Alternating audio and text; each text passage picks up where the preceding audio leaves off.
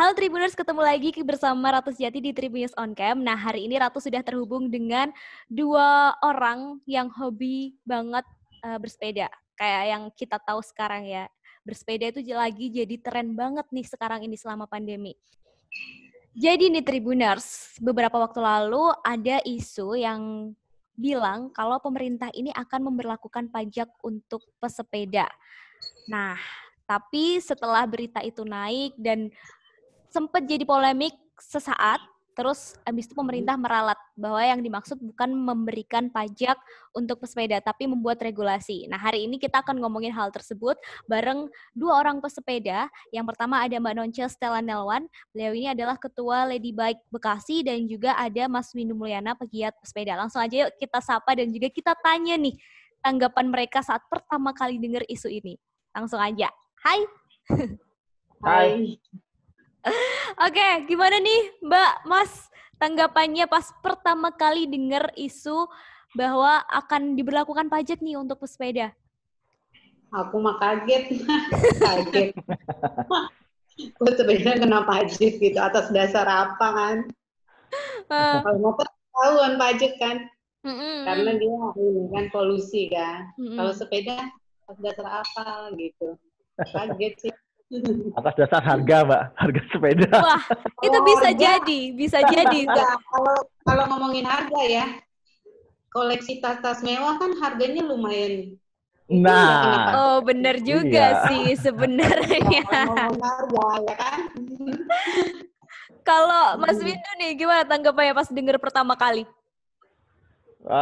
Pertama kali dengar sih begitu berita belum keluar sih sebenarnya. Kebetulan ada teman yang wawancara beliau juga kan. Jadi terus ngabarin ke saya. Terus saya sih cuma garuk-garuk kepala sampai ketawa aja sih.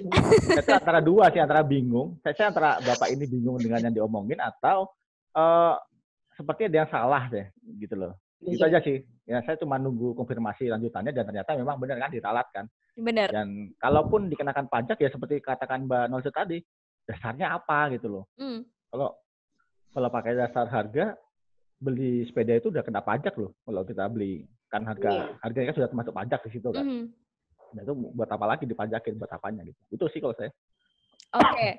Terus pas dengar ternyata pemerintah meralat isu tersebut gitu. Gimana perasaannya pas ternyata nggak jadi nih? Lega. Aneh-aneh aja nih pemerintah.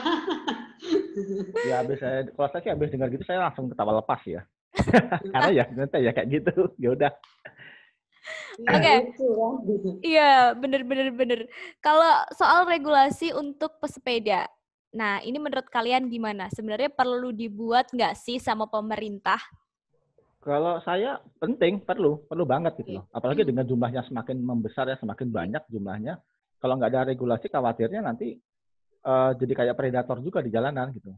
Karena ya seperti yang saya pernah ngobrol sama teman-teman itu bahwa kalau seandainya pesepeda itu tidak diberikan regulasi yang jelas, akhirnya hanya berdasarkan atas asas kesadaran diri, itu mungkin 30% lah yang bisa seperti itu. Sisanya nanti di jalan ya jadi liar lagi.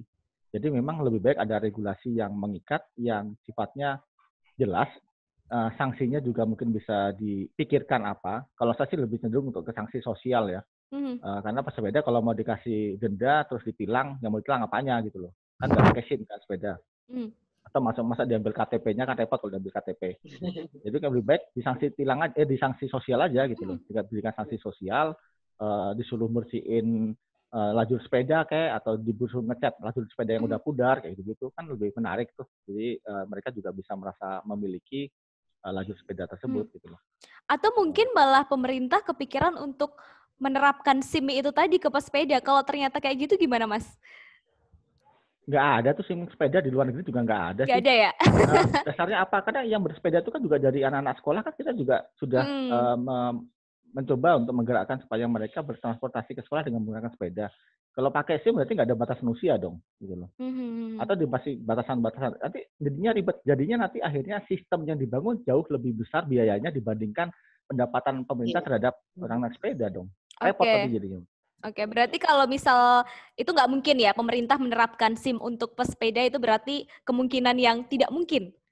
Kalau mungkin, tapi biayanya kayaknya nggak akan masuk untuk misalnya dibuatkan seperti itu gitu. Dan itu pun saya pikir bukan jadi satu terobosan yang bagus untuk seperti itu, karena sistem yang didesain nanti juga akan ribet jadinya. Oke, kalau dari Mbak Nonce sendiri, menurut Mbak Nonce, regulasi untuk pesepeda itu perlu nggak sih? Perlu, cuman ya nggak usah yang berlebihan gitu. Yang penting biar kita sadar aja, sadar diri. Oke, terus karena kalian ini kan istilahnya udah benar-benar terjun ke dunia sepeda selama bertahun-tahun. Nah, menurut Mas Windu dan juga Mbak Nonce nih, kira-kira regulasi apa sih yang wajib banget ada di nanti ketika yang dibuat sama pemerintah ini gitu? Kalau aku ya paling itu safety riding, ya. Terus ya kalau emang pemerintah bikin peraturan ya aku juga minta ini khusus bersepeda ya kan, jalur khusus bersepeda ya. Paling itu aja. Terus ya udah peraturan itu aja sih sebenarnya inti-intinya. Oke, kalau dari Mas Windu nih? Ya, jadi Kak, sama seperti Mbak Nonce bilang tadi sih, kalau memang mau dibuatkan regulasi apa yang sebaiknya dibuat gitu kan. Ya regulasi yang jelas tentang sama seperti mungkin yang ada di kendaraan bermotor atau sepeda motor, kelengkapan di sepedanya. Tapi yang dengan kembali lagi kepada jangan terlalu berlebihan, ambil yang umumnya saja. Karena kalau terlalu berlebihan, jenis sepeda itu jauh lebih banyak daripada jenisnya sepeda motor. Gitu. Itu ada road bike, ada MTB, ada downhill, ada turunannya, sepeda lipat, sepeda apa. Itu kan nggak bisa ansih disamakan semuanya, kan nggak bisa. Karena kan itu kan berbeda-beda bentuknya, berbeda dimensinya dan segala macam. Yang pertama. Yang kedua, kelengkapan diri itu termasuk helm terutama, wajib itu. Kalau bisa dibuatkan wajib. Lalu sarung tangan, sepatu itu bisa melengkapi saja, bisa. Alat penerangan, misalnya lampu depan, lampu belakang, dan segala macam seperti itu. Karena sebenarnya sepeda itu juga merupakan sebuah ajang kreativitas buat masyarakat. Karena kan tidak semua sepeda dibeli dengan full bike ya. Ada yang modelnya dia ngerakit. Kalau bikin peraturannya terlalu rigid, yang rakit susah nanti. Karena sebenarnya sepeda itu sangat personal. Jadi antara sepeda saya yang kelihatannya enak dan bagus buat saya, itu belum tentu enak dipakai sama orang lain. Karena dia personal gitu. Nah, jadi regulasi-regulasi yang didesain itu memang harusnya regulasi yang sifatnya umum, tetapi juga membantu pengguna ataupun pemakai kendaraan lain yang ada di jalan itu saling melindungi dan terlindungi. Gitu. Ya kayak alat-alat penerangan itu penting, apalagi kalau jalannya malam. Kalau kita bisalah mencontoh negara-negara luar atau negara tetangga yang sudah punya regulasinya. Singapura udah punya regulasinya. Kita bisa ambil dari sana. Ya nggak plek-plek diambil gitu ya. Enggak, tapi kita sesuaikan dengan kondisi yang ada di negara kita. Dan saya dengar sih sepertinya nanti regulasinya itu diserahkan ke daerah masing-masing, bukan secara nasional. Oh, gitu. Jadi setiap daerah itu kan punya ciri khasnya masing-masing. Jadi nanti ya setiap daerah yang buat. Nanti ada juga yang mungkin daerahnya nggak buat ya. Udahlah sepeda sembarang aja. Nah, ada juga mungkin yang seperti itu karena menganggapnya daerah saya kan cuma kecil, tidak terlalu luas dan segala macam. Itu kita lihatlah perkembangannya nanti. Oke, kalau menurut Mas Windu sendiri nih, lebih baik regulasi ini emang dibikin sama pemerintah daerah aja atau dinasionalkan? Sifatnya sebenarnya sama seperti Undang-Undang Lalu Lintas Angkutan Jalan ya. Undang-Undang nomor 22 tahun 2009 itu kan ada turunannya. Ada turunannya dari misalnya tentang keselamatan jalan itu ada turunannya di peraturan pemerintah yang untuk jalan itu di PU, untuk rambu-rambu ada di Dishub, terus nanti tentang kelengkapan kendaraan itu ada di Dishub juga, seperti turun lagi turun. Nah, sampai ke Perwal atau Pergub tuh berarti juga bisa mencanangkan hal seperti itu, seperti lajur atau jalur sepeda. Itu kan di Jakarta kan pakainya Pergub. Ya kan nggak ada aturan nasionalnya. Aturan nasionalnya ada, tetapi didetailkan, dirincikan lagi lewat Pergub. Karena harus melihat jalan mana saja yang akan dipasangkan. Nah itu bisa seperti itu. Jadi saya pikir nasional sudah cukup dengan frame yang besarnya saja. Baru nanti detail-detailnya itu ada di daerahnya saja gitu. Sekalian ngasih kerjaan nih sama orang daerah nih, karena kadang-kadang orang daerah itu suka nggak mikir gitu, pikirnya ke atas saja udah, pikirnya dari atas diambil gitu. Suara hati ya ini. Kebanyakan seperti itu, jadi ya lebih baik kan, karena itu tadi setiap daerah tuh punya karakteristik yang berbeda-beda gitu. Jangan disamakan, kalau disamakan nanti repot jadinya malahan. Gitu. Oke. Kalau dari Mbak Nonce sama Mas Windu nih, Menurut kalian ketika pemerintah membuat regulasi tersebut, siapa saja sih yang terlibat di dalamnya gitu? Yang sebaiknya Ya, terlibat di dalamnya ya? harus ada perwakilan komunitas, harus ada ya perwakilan pecinta sepeda, kalau menurut aku. Oke. Di RPR ya, di RPR. Kalau dari Mas Windu? Iya, jadi memang harus mewakilkan banyak dari komunitas ada, dari sisi elemen masyarakat juga ada, dari akademisi ada, dari kedokteran atau pihak kesehatan juga ada. Itu semuanya harus dilibatkan. Mereka kan punya kemampuan masing-masing ya, punya spesialisasi di bidangnya masing-masing. Orang komunitas misalnya, kalau misalnya kita bicara tentang jalan mana sih yang enak buat pesepeda di kota ini, kalau kamu nanyanya sama orang-orang tinggi-tinggi nggak tahu mereka gitu. Karena seringkali lajur dan jalur yang didesain oleh orang-orang di atas itu tidak mencerminkan jalan yang sering dipakai sama teman-teman pesepeda gitu. Oke. Nah, kalau kita bicara tentang di Indonesia itu belum ada jalur sepeda ya. Yang ada itu baru lajur sepeda karena dia mix dengan jalan besar. Jadi sifatnya tuh nyampur sama kendaraan lain gitu. Yang khusus kalau jalur itu dia separated, dia khusus hanya untuk sepeda. Nah itu yang sebenarnya teman-teman pesepeda itu inginkan karena proteksinya jauh lebih bagus. Sama seperti trotoar lah. Trotoar itu kan didesain khusus tidak sama dengan jalan karena untuk melindungi pejalan kaki. Nah di luar negeri itu bisa mix dengan pesepeda. Di Indonesia pun peraturannya ada di peraturan pemerintah nomor 74 gitu. Tapi lebar trotoarnya itu tidak selalu memungkinkan untuk bisa dibagi dua. Nah, itu yang jadi PR. Di Jakarta banyak sih sebenarnya yang bisa. Tapi kita bicara Jakarta tuh mungkin agak eksklusif gitu ya. Karena itu kan ibu kota negara ya. Jadi kan kalau dibandingkan dengan kota-kota lain, apalagi yang di Jawa Tengah, Jawa Timur, yang kecil-kecil kan nggak bisa. Nah, itu yang harusnya kita juga melihat kondisinya. Nah, kalau bicara seperti itu memang harus melibatkan semuanya sih. Gitu. Kalau dari pengalaman Mbak Nonce sama Mas Windu sendiri nih yang udah bersepeda melalang buana kemana-mana gitu kan. Itu soal si lajur sepeda yang dibikin sama pemerintah. Itu udah sesuai belum sih sama yang seharusnya gitu? Kalau di Bekasi belum ada. Belum ada. Ada dekat ya sama Jakarta ya. Iya, Bekasi belum ada, cuman kan ada berapa meter, cuman untuk syarat aja kayaknya deh. Itu yang melintasi Kalimalang itu gimana? Yang melintasi Kalimalang itu, yang katanya dulu khusus untuk jalur sepeda itu? Kan ada yang di Kalimalang. Jadi untuk cuman berapa meter aja, kesananya lagi nggak ada. Lajurnya dibikin cuman searah doang ya? Iya, baliknya enggak. Kalau Mas Windu gimana pengalamannya? Udah sesuai dengan yang diharapkan belum?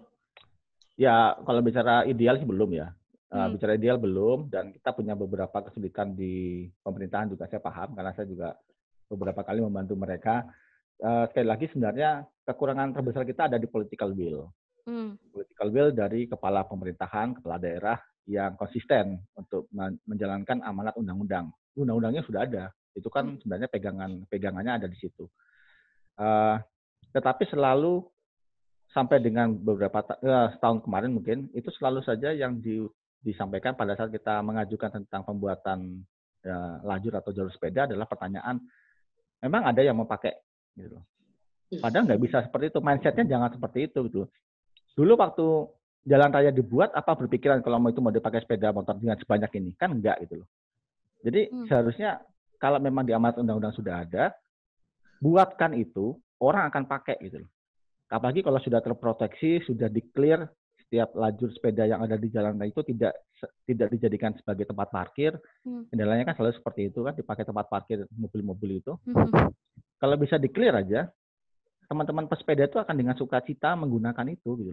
Dan mereka yang belum menggunakan akan merasa, wah ada jalannya nih untuk sepeda, aman nih, kayaknya enak. Teman-teman yang sepeda juga banyak, akhirnya ikutlah gitu.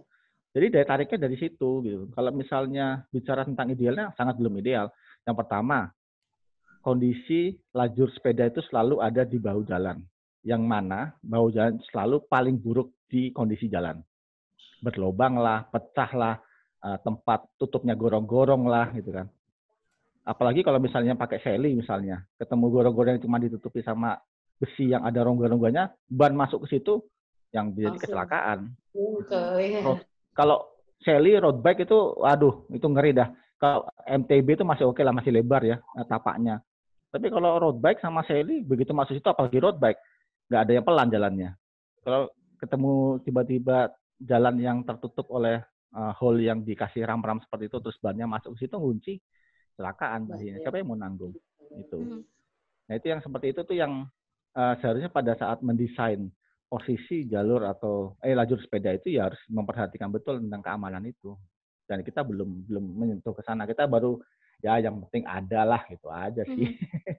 Oke, kalau dari komunitas sendiri, dari komunitas mungkin dari komunitas Mbak Nonce dan juga dari komunitas-komunitas yang ada di Kota Bandung nih, pernah nggak sih kayak melakukan audiensi khusus ke pemerintah untuk meminta nih agar fasilitas yang mendukung pesepeda ini diperbaiki gitu? Kalau aku paling setiap ada event kan suka disupport sama ini kan bupati atau wakilan daerah gitu ya, paling kita itu minta jalur sepeda aja gitu. Jalur sepeda diadain di Bekasi. Iya. Kan kalau di Bekasi tuh paling sering kecelakaan ya. Pesepeda itu paling sering di Bekasi banyak. Kayak pesepeda itu motor nggak mau ngalah sama sepeda. Kadang jaraknya aja sepeda sampai dipepet-pepet gitu ya. Pokoknya aku minta sama dari pemerintahan Bekasi itu mintanya jalur sepeda sih. Itu aja. Kalau dari Mas Windu? Ya, kalau dari kami sih di Bandung, alhamdulillah memang di tahun pemerintahan yang sekarang itu kami sudah 3 kali kalau saya tidak ingat diminta untuk audiensi ke pemerintah, ke kepala pemerintahan, ke wali kota, sempat ditemui oleh Sekda, Pak Sekda waktu itu, dan sebelum COVID ya, tahun kemarin sebelum COVID, itu beliau sudah menjanjikan untuk akan ikut berpartisipasi, bahkan mendorong ASN untuk bersepeda setiap hari Jumat. Semua ASN yang di Kota Bandung untuk bersepeda dari Jumat. Terus, tapi COVID akhirnya itu terabaikan, tertunda juga sampai dengan kemarin beberapa, mungkin 3 minggu kemarin ya, bulan kemarin itu saya dengan beberapa teman didamping oleh Dinas Perhubungan, Dinas PU, dan beberapa teman komunitas, kita dipanggil oleh Bapak Wakil Wali Kota untuk mempresentasikan tentang upaya untuk membuat yang sekarang lagi terkenal dengan pop-up bike lane. Gitu ya. Jadi jalur sepeda yang dibuat secara tiba-tiba dalam artian bukan dengan desain yang semestinya dan segala macam, mengingat kondisi banyaknya pesepeda yang lagi euforia seperti ini. Jadi beliau berpikiran bahwa ini harus difasilitasi dan negara harus turun untuk membantu teman-teman yang bersepeda itu aman di jalurnya.